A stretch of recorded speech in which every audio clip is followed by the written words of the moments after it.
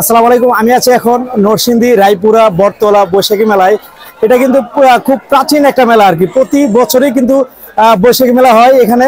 আমি প্রায় এসেছি প্রায় 12 বছর পরে। দেখতে পাচ্ছেন প্রচুর ভিড়। এখানে কিন্তু বিভিন্ন জায়গা থেকে কিন্তু মানুষ আসছে। রায়পুরা থেকে শুরু করে রায়পুরা বাইরে শিবপুর বেলাবো থেকে এবং নরসিংদীর বাইরে থেকে কিন্তু আমাদের নরসিংদী রায়পুরা বটতলা যে মেলাটি রয়েছে এখানে মানুষ ঘুরতে এসেছে।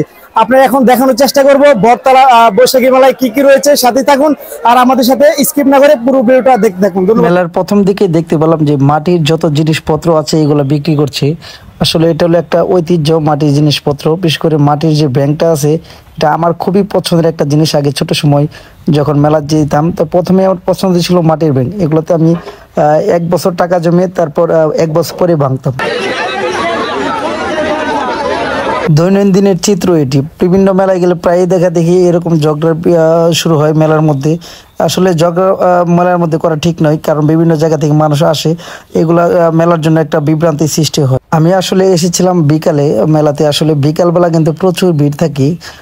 সূর্যাস্তর সময় এসেছিলাম, প্রচুর মানুষ এসে বিভিন্ন জায়গা থেকে বিভিন্ন মানুষের কথা বলে জানতে পারলাম যে রায়পুরা বাইরে থেকে কিন্তু এই ঐতিহ্যবাহী বটতলা মেলাতে মানুষ ঘুরতে এসেছে। আমি আসলে এবার বৈশাখী মেলায় বিভিন্ন জায়গায় গিয়েছিলাম। বিভিন্ন জায়গায় যাওয়ার পরে এই পর্যন্ত দেখলাম যে আমাদের নরসিংদী রায়পুরার যে বটতলা গাছে যে মেলাটি, এটা হলো সর্বোচ্চ মানুষের ভিড় ছিল।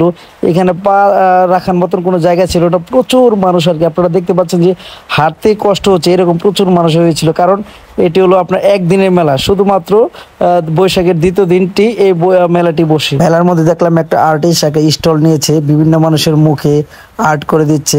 বিভিন্ন মানুষ এই আর্ট করার জন্য সিরিয়াল ধরেছে। খুবই সুন্দর এবং চমৎকার লেগেছিল এই আর্টিস্টের স্টলটি। হঠাৎ দেখলাম মেলার মধ্যে এক দাদু নাতিকে নিয়ে চলে আসলো এবং নাতিকে যে জিনিসটি কিনে দিয়েছে সেই জিনিসটি নিজেও তার জন্য কিনেছি। জিনিসটা দেখে খুবই সুন্দর এবং চমৎকার লেগেছিল আমার কাছে। সেই নাতির সাথে দাদু আসায় দাদুর সাথে একটা ছোট্ট একটা ভিডিও করে নিলাম আমি। এই প্রচুর গরমের মধ্যে এবং প্রচন্ড এই ভিড়ের মধ্যে থাকতে আমাদের খুব ক্লান্ত হয়ে পড়েছে, তাই আমরা একদম ফ্রেশ বুকের রস খেয়ে নিচ্ছি। মেলার এই দৃশ্যটা দেখে আমার কাছে খুবই ভালো লেগেছিল। দেখতে পাচ্ছেন একদম সবুজ শ্যামলা। এখান দিয়ে অনেকে মেলার জন্য আসে। আমরা এসেছিলাম বাইক দিয়ে অন্য একটা রাস্তা দিয়ে।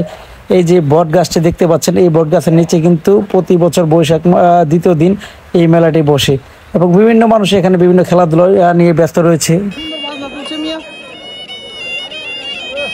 এই জিনিসটা দেখে আমার কাছে খুবই ভালো লেগেছিল। পৃথিবীতে মানুষের কিন্তু এক একজন এক এক প্রতিভা। এই লোকটার প্রতিভা খুবই সুন্দর এবং ভালো লেগেছিল আমার কাছে। আমার সাথে এসেছিল ফাহিম, আবু সাইদ। তারা এখন একটা ব্যাংক কিনবে, মাটির ব্যাংক। আসলে ঐতিহ্য, সেই পুরাতন ঐতিহ্যকে ফিরে পাওয়ার জন্য একটা মাটির ব্যাংক নেওয়ার কথা বললো। লোকটি 100 টাকার কথা বললো, অবশ্যই 80 টাকায় সেই ব্যাংকটি কিনা হলো। মেলায় ঘুরতে ঘুরতে অনেক খিদা লেগেছিল, তাই দেখতে পেলাম কি খেতে পারি। গরম গরম জিলাপি বিক্রি করছে। আশেপাশে প্রচুর মানুষ দাঁড়িয়ে ছিল জিলাপির অপেক্ষায়। আমরা কিছু জিলাপি নিলাম, জিলাপি খেলাম এবং এত মানুষের ভিড় থেকে বার হওয়ার জন্য একটা রাস্তা খুঁজছিলাম। অবশেষে এত ভিড়ের মধ্যে কিন্তু আমরা বাড়ির পথে রওনা দিয়ে দিলাম। আসলে এই মেলাটা ছিল পয়লা বৈশাখের পরের দিন, প্রতি বছরে হয় বট গাছের নিচে। আমরা শেষ পর্যন্ত বাড়ির পথে রওনা দিয়ে দিলাম। এই পর্যন্ত যারা যারা আমাদের ভিডিওর সাথে ছিলেন সকলকে অনেক অনেক ধন্যবাদ। যদি ভিডিওটি ভালো লাগে অবশ্যই শেয়ার করে দিবেন। ধন্যবাদ সকলকে।